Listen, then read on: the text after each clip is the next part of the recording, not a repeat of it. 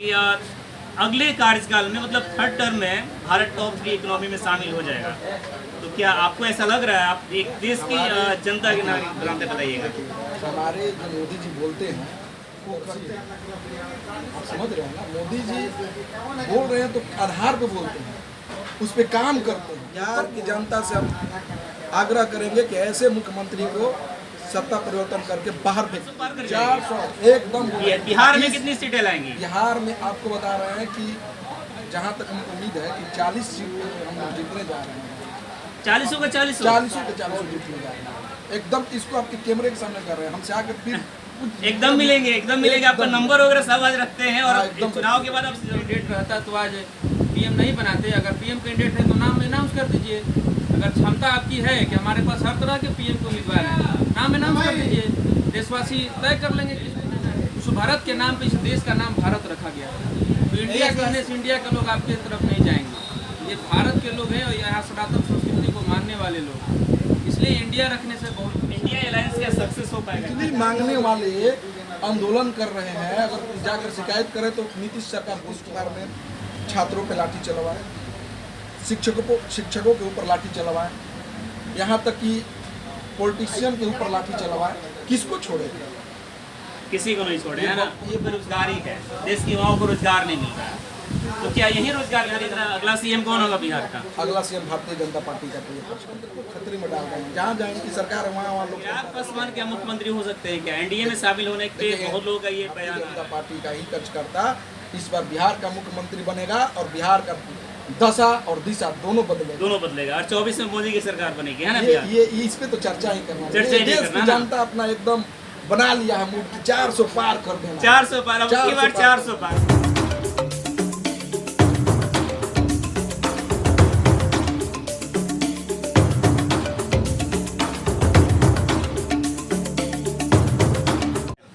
अभी हम आरा के चंदवा में स्वाद रेस्टोरेंट कैफे में, और यहाँ का जरा लुक देखिए, कितना खूबसूरत ये रेस्टोरेंट बनाया गया है। और यहाँ की कलाकृति जो है सबको एक बार जरूर मोहित करेगी कि आकर यहाँ पर बैठकर इसका स्वाद लें। और यहाँ पर लिखा हुआ दिल से बिहारी, यानी कि दिल, जरा दिखाइएगा कैमरे में, यहाँ दिखाइएगा कि यहाँ पे दिल से बिहारी लिखा गया है। यानी कि बिहार से कितना प्रेम है लोगों को यहाँ पे दर्शाया गया, ठीक है। लेकिन बिहार में जिस तरह से अत्याचार हो रहा है उस पर हम बात भी करेंगे, और साथ ही साथ यहाँ का स्वाद के बारे में बात करेंगे। सच में यहाँ पे स्वाद मिल रहा है कि नहीं मिल रहा है? जरा इसका पूरा इंटीरियर दिखाइए, कितना खूबसूरत बनाया गया है ये। इसके बाद बात करते हैं बिहार की पॉलिटिक्स से, केंद्र की पॉलिटिक्स से, और साथ ही साथ इस स्वाद रेस्टोरेंट के स्वाद से। एक भाई साहब हैं, इनसे पहले से बात करते हैं। स्वागत है हमारे चैनल पर आपका। बहुत बहुत धन्यवाद। चैनल के जितने भी दर्शक हैं, अभी हम गुजर रहे थे तो स्वाद रेस्टोरेंट में आ गए, और जरा हम जानना चाहेंगे कि सच में यहाँ पे स्वाद मिलता है क्या? देखिए, इस देश में जो रोजगार का स्थिति है, तो नौजवान, एक छात्र नौजवान जो पढ़ाई के साथ साथ एक दूसरे जगह जबकि छात्र कहते हैं कि पार्ट टाइम जॉब हम करना चाहते हैं, लेकिन ये लोग जो इसके ओनर, अच्छा, ये लोग पार्ट टाइम जॉब नहीं करना चाहते हैं। ये लोग अपना स्टार्टअप खुद पे खोलना चाहते हैं, और इन्होंने खोला है और अच्छा खोला है। स्टार्टअप एक अच्छा स्टार्टअप है। पूरे शहर के लोग का एक आकर्षक का केंद्र बना हुआ है। और स्वाद, तो अगर इसका नाम स्वाद है तो स्वाद है यहाँ पर, है ना, स्वाद है यहाँ पर। थोड़ा सा पॉलिटिक्स की बात करते हैं, है ना, कि लोगों को ऐसा कहना है, विरोधी पार्टी जो अक्सर आरोप लगाते हैं कि देश में बहुत बेरोजगारी है, देश के युवाओं को रोजगार नहीं मिल रहा है। तो क्या यही रोजगार करेगा? तो क्या? देखिए, एक बात स्पष्ट है। हम देखते हैं एक तरफ जहाँ चाइना का जनसंख्या हमेशा सबसे ज़्यादा रहता है पूरे विश्व में, लेकिन आज भारत की स्थिति ये है कि चाइना से भी अधिक हमारा जनसंख्या हो गया। रही बात रोजगार की, इस देश का जो आप देखेंगे कि जो पूरे में ये नया रोजगार का शब्द आजकल पूरे देश में चल रहा है। रोजगार का शब्द ही नहीं था, इसलिए शब्द नहीं था कि कृषि प्रधान देश था हमारा। कृषि में लोग विश्वास रखते थे, हर लोग अपने अपना काम धंधे में व्यस्त रहते थे। लेकिन आजकल के युवा केवल रोजगार वही समझ रहे हैं जो सरकारी नौकरी है। ये भी एक रोजगारी है, और एक युवा एक अपना रोजगार के लिए बेचैन है। लेकिन एक नौजवान और छात्र यहाँ अपना स्टार्टअप खोला है, और एक के चलते यहाँ 10 लोग को रोजगार मिल रहा है ना। इस तरह से इंडिया अलायंस बना है, इंडियन एयरलाइंस बना है और खास करके इंडिया नाम शायद दिया गया इसलिए ताकि लोगों का थोड़ा सा इंडिया के प्रति प्रेम जगे। तो इंडिया एयरलाइंस का सक्सेस हो पाएगा क्या? देखिए, ये अंग्रेजों का नाम दिया हुआ है इंडिया। आप जहाँ तक इस देश का नाम भारत है और आप जानते हैं कि जो भारत है उस भारत के नाम पे इस देश का नाम भारत रखा गया है। तो इंडिया कहने से इंडिया के लोग आपके तरफ नहीं जाएंगे। ये भारत के लोग हैं और यहाँ सनातन संस्कृति को मानने वाले लोग, इसलिए इंडिया रखने से बहुत विशेष कोई प्रधानमंत्री का उम्मीदवार कौन होगा सर इंडिया तरफ, इंडिया पार्टी की तरफ? अब ये तो इंडिया पार्टी के लोग बताएंगे, जिसका कोई माथ मालिक ही नहीं है। अखिलेश यादव का एक बयान आया है, वो कहते हैं कि हमारे पास हर तरह के पीएम अवेलेबल है, युवा चाहिएगा युवा मिलेगा, बुजुर्ग चाहिएगा बुजुर्ग मिलेगा, महिला मिलेगी, जैसा देश के लोग पीएम चाहेंगे वैसा पीएम हम देंगे। तो क्या हम पीएम का फैक्ट्री है क्या इंडिया? अब देखिए, वही युवा जो अखिलेश यादव जी का युवा खोजेगा तो वह मिलेगा, वही युवा टोटी चोर भी मिलता है। वैसे लोग क्या देश का प्रधानमंत्री बन सकते हैं क्या? इसलिए ये देश के लोग को निर्णय करना है कि किसको लाना है, इसलिए बहुत चिंता करने की बात नहीं है। इंडिया नाम रखने से, और आपके पास अगर पीएम कैंडिडेट रहता तो आज पीएम नहीं बनाते। अगर पीएम कैंडिडेट है तो नाम अनाउंस कर दीजिए। अगर क्षमता आपकी है कि हमारे पास हर तरह के पीएम के उम्मीदवार हैं, नाम अनाउंस कर दीजिए, देशवासी तय कर लेंगे किसको देना है ना? तो आप क्या, आपका मतलब आप ये कहना चाहते हैं कि 24 में फिर से भाजपा आने वाली है? और देखिए, ये तो देश के लोग तय करेंगे, आप कुछ नहीं कहिएगा, आप भी देश के लोग हैं ना? हाँ, तो हम हैं, ये मेरा व्यक्तिगत निजी राय है। आप किसको वोट दीजिएगा? ये तो वोट किसी को बता के नहीं दिया जाता, ये लोकतंत्र है। लोकतंत्र में मतदान होता है जो गुप्त होता है, इसलिए हम किसको मत देंगे ये बताया नहीं जा सकता। आप नहीं बताइएगा, ठीक है। एक भाई साहब और है, चलिए बहुत धन्यवाद आपका। इनसे बात करते हैं कि ये जो है सबसे पहले क्या नाम है सर आपका? बताइएगा कि ये जो पूरे देश में जो पॉलिटिक्स चल रहा है, तो आप इसको किस नज़र से देखते हैं? पॉलिटिक्स को हम किस नज़र से देख रहे हैं? पॉलिटिक्स जो अभी वर्तमान हालत, तो हमारे देश में वर्तमान स्थिति ये है भाई साहब कि हमारे देश का जो प्रधानमंत्री है देश को बहुत अच्छे से संभाल रहे हैं। देश विदेश इस दुनिया में इस भारत माँ भारती के नाम का डंका बजा रहे हैं। ये देखने कहने सुनने की बात क्या है? विपक्ष पूरी तरह से जोर लगा रहा है किसी भी तरह से मोदी जी ना बने। तीसरी बार मोदी ने बोला तीसरी बार अगर आते हैं तो टॉप 3 इकोनॉमी में भारत शामिल हो जाएगा। देखिए विपक्ष जितने बार जोर लगाएगा, जितना जोर लगाएगा उतना ही जो हमारी जो प्रधानमंत्री का जो भारतीय जनता पार्टी की जो सीट की संख्या है, ये उसका जो नंबर है बढ़ जाएगा। जितने बार जोर लगाएंगे बढ़ेगा। इस बार 400 के पार जाएगा। इस बार तो आपके इस कैमरे के सामने मैं बोल रहा हूँ कि भारतीय जनता पार्टी जो इसका जो हमारे अलायंस जो लोग हैं पार्टी जो है, ये 400 सीट पार करेंगे। 400 पार कर जाएंगे। 400 एकदम। बिहार में कितनी सीटें लाएंगी? बिहार में आपको बता रहे हैं कि जहाँ तक हमको उम्मीद है कि 40 सीट हम लोग जीतने जा रहे हैं। 40 का 40 जीतने जा रहे हैं।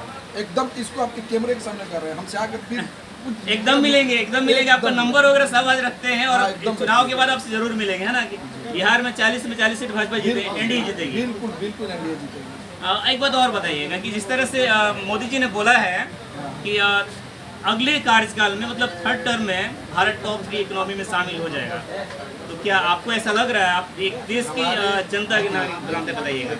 हमारे जो मोदी जी बोलते हैं वो करते हैं।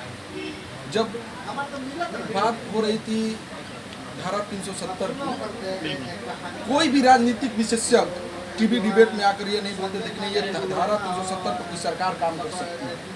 राम मंदिर भारतीय जनता पार्टी के एक मुद्दा है, चुनावी मुद्दा है, लेकिन आपको हम बता देते हैं धारा 370, राम मंदिर और 3 तलाक, इन तमाम मुद्दा को भारतीय जनता पार्टी ने केवल चुनावी मुद्दा नहीं रखा है, इस पर काम किया है। तो मोदी जी ने कहा है तो आप एकदम निश्चिंत होकर रहिए, हमारे देश एकदम तीसरा स्थान पे आने वाला है इस वर्ष का, है ना? तीसरा स्थान है, उन्होंने बोला कि दूसरे स्थान पर भी आ सकते, टॉप 3 में शामिल होगा। मोदी है तो मुमकिन है। एक से रिपोर्ट आती है, जैसे ही मोदी जी का ये संवाद आता है उसके बाद एक रिपोर्ट आती है स्टेट बैंक ऑफ इंडिया का वहाँ के इकोनॉमिस्ट है, उन्होंने पोस्ट किया था कि ये जो आंकड़ा है टॉप 3 में शामिल होने का, ये समय से पहले ही मतलब इंडिया को हासिल हो जाएगा, लगभग 2 साल कहीं नहीं मतलब ये मिल जाएगा। तो मोदी जी दूरदर्शी है, आप समझ रहे हैं ना। मोदी जी बोल रहे हैं तो आधार पे बोलते हैं, उस पर काम करते हैं तब बोलते हैं। ये अच्छी बात है कि हम वो बोले हैं कि तीसरे स्थान पर हम लोग आ जाएंगे और चुनाव से पहले ही आ गए कि मोदी जी का ये सब देना है। और हो सके कि इस बार 2 पर कर दे, 1 पर कर दे, हमारे एक पर आ जाएगा, ये भारत है ना। मोदी है तो मोदी। एक बात और बताइएगा सर, जिस तरह से मणिपुर का केस है, मणिपुर में भाजपा का सरकार है और वहाँ पे जिस तरह से एक तरह से बहुत निंदनीय घटना घटी है। हम उस निंदनीय घटना को हम भी निंदा करते हैं, लेकिन ये बहुत गंभीर विषय है पत्रकार महोदय, ये बहुत ही गंभीर विषय है और ये इसके लिए चर्चा करने के लिए बहुत समय लग जाएगा इसको विस्तार से जानने के लिए। लेकिन हम आपको बता रहे हैं कि ये मुद्दा जो है, सरकार वहाँ पे जो आज़ादी के बाद जिस तरह से अफीम, जिस तरह से ईसाई मशीनरी लगाकर धर्म परिवर्तन करने का जो काम हो रहा था, इन सारी व्यवस्थाओं को रोकने का काम किया भारतीय जनता पार्टी की सरकार ने। और इससे खलबला के और इस तरह की प्रोपेगेंडा किया जा रहा है कि इसे कैसे बचा जाए। तो ये विषय बहुत गंभीर है, इस पर चर्चा होगी, कभी इसी विषय पर केवल चर्चा करनी होगी। तो ये देश की जनता को समझना होगा कि भारतीय जनता पार्टी ने, भारतीय जनता पार्टी की सरकार ने जिस तरह से वहाँ पे सारे गलत कार्यों को रोकने का काम किया है, उसके एक्शन का ये रिएक्शन है उन लोगों के द्वारा। आपको पता है कुछ चाइना से लोग लगे हुए हैं, चाइना उस पर लगा हुआ है, विदेशी ताकतें उस पर लगी हुई हैं भारत को तोड़ने के लिए। तो ये विषय जो है, तो उस पर भारतीय जनता पार्टी के हमारे नरेंद्र मोदी ने, भाजपा की सरकार ने इस पर बहुत बड़ा कार्रवाई किया है और एक्शन का ये रिएक्शन है। बस इतना जानना। बंगाल पे चर्चा नहीं हो रही है, मणिपुर ये राजस्थान पर चर्चा नहीं हो रही है, बिहार पर चर्चा नहीं हो रही, पूरा विपक्ष एक तरह से चुप है, कोई सवाल नहीं उठा रहे, लेकिन मणिपुर ही केवल क्यों?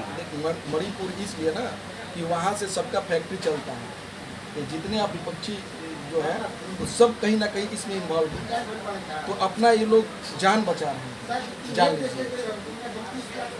बिहार पे चर्चा नहीं हो रहा है, बंगाल पे चर्चा नहीं हो रहा है। देखिए बिहार में, देखिए बिजली, अभी हम लोग जहाँ हैं बिजली की ज़रूरत है, ये मूल आवश्यकता है, लेकिन बिजली मांगने वाले आंदोलन कर रहे हैं। अगर जाकर शिकायत करें तो नीतीश सरकार गोली चलवा रही है, शिक्षकों पर गोली चलवा रही है। जिस आंदोलन से निकल कर आप आ रहे हैं, तो कोई राजनीतिक पार्टी आंदोलन कर रही है शांतिपूर्वक, उस पर डंडा चलवा रहे हैं, हत्या करवा रहे हैं। इन तमाम विषय पर चर्चा नहीं करेगी विपक्ष। ये लोग कह रहे हैं सर लोकतंत्र हम बचाने निकले हैं ना, ये लोग लोकतंत्र को खतरे में डाल रहे हैं। जहाँ जहाँ इनकी सरकार है वहाँ लोकतंत्र खतरे में है। देखिए उत्तर प्रदेश, हमारे बगल के उत्तर प्रदेश, क्या स्थिति परिस्थिति पहले थी, क्या स्थिति परिस्थिति अब है। वहाँ के जनता से आप जाकर आप लोग तो जुड़े रहते हैं। जी। तो आप जो वहाँ पे जब आम जनता, आम जनमानस में जाते हैं, तो वहाँ की परिस्थिति क्या है अभी, ये आपसे अच्छा कोई इसको ये कर सकता है। हमारा काम ही है पब्लिक का ओपिनियन लेना, और हर पब्लिक के हर एक स्टेशन से समझते हैं कि क्या कुछ पब्लिक कर रही है। देखिए नीतीश जी का, अब हम बिहार के हैं, एक्चुअली देखिए यहाँ दिल से बिहारी लिखा हुआ है, और दिल से बिहार के मुद्दे पर हम लोग चर्चा करेंगे। तो हमारा ये जो बिहार है, इस पर कुछ बातें अच्छी होगी। जी, नीतीश कुमार ने छात्रों पे लाठी चलवाए, शिक्षकों के ऊपर लाठी चलवाए, यहाँ तक कि पॉलिटिशियन के ऊपर लाठी चलवाए। किसको छोड़े? किसी को नहीं छोड़े, है ना। ये बौखला गए हैं, नीतीश जी बौखला गए हैं। अब उनको लग रहा था कि हमको प्रधानमंत्री का कैंडिडेट, बेंगलोर वाला जो घटना हुआ था, देखिए कैसे बौखलाए हुए हैं। अब देखिए नीतीश जी को बिहार 20 साल से आप बिहार के सत्ता पे हैं, आपके पास ये प्लान नहीं है कि यहाँ पे आप रोक नहीं पाए, यहाँ से जो लेबर सप्लाई देश के कोने कोने में हो रहा है उसको नहीं रोक पाए, नहीं आपके पास प्लान है, तो आप किस लिए यहाँ पर बैठे हैं? बिहार की जनता से हम आग्रह करेंगे कि ऐसे मुख्यमंत्री को सत्ता परिवर्तन करके बाहर भेज देना है। इनसे बिहार 20 साल आपको मौका मिला है, 1 साल मौका मिलता बॉस, तो 1 साल 1 कार्यकाल मौका मिलता तो 1 कार्यकाल यहाँ आपको लगातार मौका पर मौका मिल रहा है और बिहार के लिए आप कुछ नहीं कर पा तो रहे। क्या लग रहा है अगला सीएम कौन होगा बिहार का? अगला सीएम भारतीय जनता पार्टी का तो ये खर्च करता होगा। आप भी नहीं दूल्हे की अनाउंस कर रहे हैं सर, है ना? अरे नहीं नहीं, अगला सीएम समय कौन होगा? वक्त बताइए, सुनिए ना। नाम बताइए, है ना? अभी तो आपने और इंडिया वक्त आने दीजिए, यहाँ पे अभी चुनाव आयोग का घोषणा नहीं हुआ है। वक्त भारतीय जनता पार्टी, आपको मैं बता देता हूँ, ये जान लीजिए कि भारतीय जनता पार्टी के ब्लॉक स्तर तक जो कार्यकर्ता है, जो हमारे मंडल अध्यक्ष हैं, वो भी मुख्यमंत्री बनने की क्षमता रखते हैं और नीतीश कुमार से बेहतर मुख्यमंत्री बनने की चिराग क्षमता पासवान क्या मुख्यमंत्री हो सकते हैं क्या? एनडीए में शामिल होने पे देखिए, बहुत लोगों का ये बयान आ रहा है। ये एनडीए में शामिल हुए हैं, आपको हम बोल दिए, इस पे एकदम रहिए कि भारतीय जनता पार्टी का ही कार्यकर्ता इस बार बिहार का मुख्यमंत्री बनेगा और बिहार का दशा और दिशा दोनों बदलेगा। दोनों बदलेगा और 24 में मोदी की सरकार बनेगी, है ना ये भैया? ये इस पे तो चर्चा ही करना चर्चा ही नहीं देश करना की ना। जनता अपना एकदम बना लिया है मूड की 400 पार कर देना। 400 पार, अब की बार 400 पार। पार, है ना? तो ये थे 400 माजिल जी, इन्होंने बहुत सारे मुद्दे पर बात की। हम बहुत धन्यवाद जुड़ने के लिए आपका। जी आपका भी बहुत बहुत धन्यवाद और आपके दर्शकों को